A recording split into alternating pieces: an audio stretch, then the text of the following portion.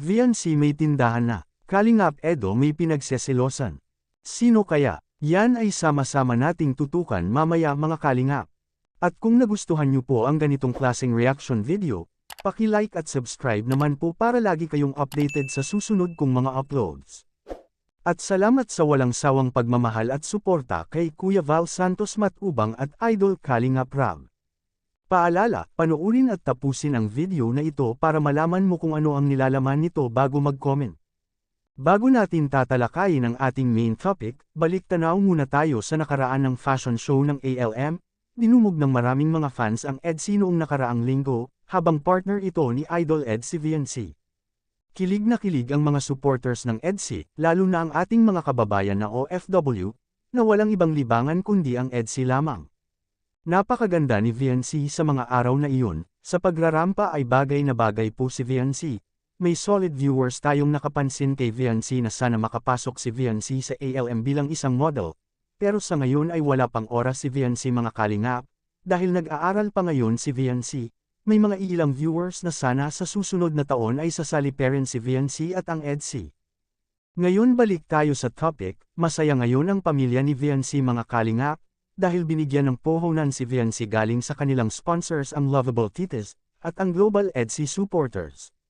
Dahil sa kanila ay magkatindahan na po si VNC, at excited na itong magtinda. Ang Lovable Tites ay nagbigay po ng 20,000 para puhunan sa pagtitinda ng ulam sa lugar nila VNC.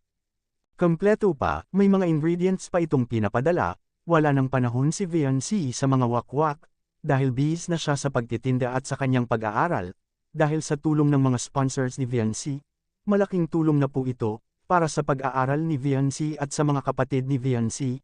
Ngayon, punta tayo kay Kalingap Edo, may pinagseselosan. Sino kaya? Noong nakaraang vlog po ng EDSI, nagseselo si Idol Ed sa mga basketball player, totoo nga ba? Pang negosyo to. Pwede ka na magtinda ng mga ulam nyo sa school. Grabe oh, may ingredients pa. Sakto. May ingredients pa oh.